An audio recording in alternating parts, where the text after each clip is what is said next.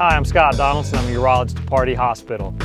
And I like to ride mountain bikes. I'd have to say DuPont is my favorite place to ride.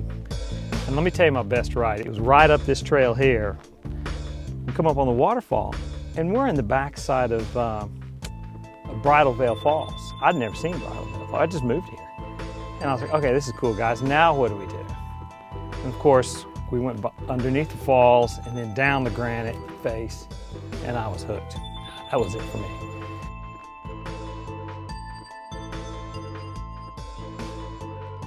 Let me tell you about PSA. It's a screening blood test. It's simple. It's just like any other blood test you would give in the doctor's office. It only takes a few minutes. It only costs about $30. Most health insurance programs pay for it. And actually, we're coming up on Prostate Cancer Awareness Month. You usually find it free. You only need to have it done once a year. And it's just a test. It's just a marker. For me as a physician, it's just a tool.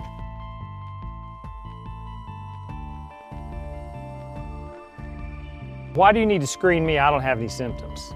And that's kind of the basis of a screening test. A screening test is done for someone who doesn't have symptoms, okay?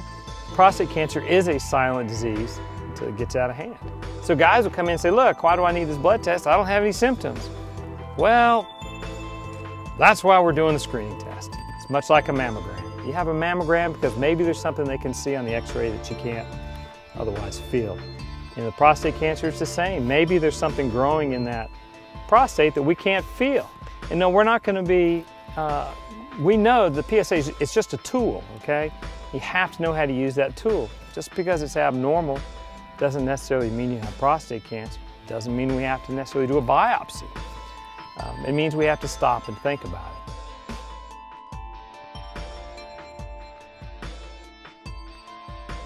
Now you have to understand with our biopsies, with everything we do, it's never the complete answer. It's just a piece of the puzzle.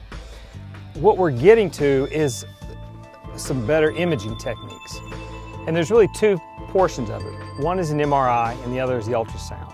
So you diagnose a man with prostate cancer. Use this new ultrasound to diagnose a man with prostate cancer. You send them for an MRI. The MRI has the ability to give you a high likelihood of prostate cancers in areas, perhaps areas you didn't biopsy. You can then link the MRI to the ultrasound and tell you precisely where to place your biopsies.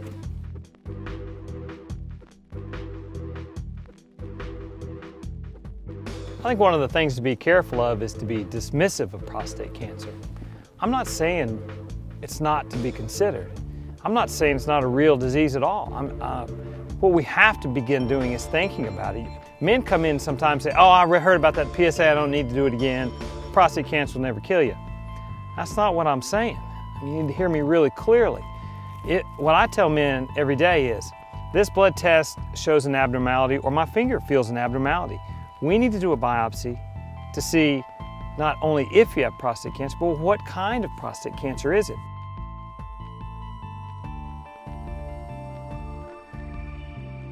I mean, the most important thing you can do to be healthy is to get out, is to feel your heart beating, to be breathing deep, to get your body moving in ways it's just not used to moving, and to avoid pre-made foods. I mean, the calories that we're able to consume these days at the cost, and they've never been cheaper in the history of the world. So, I mean, really the key for healthy, a long life is vigorous living.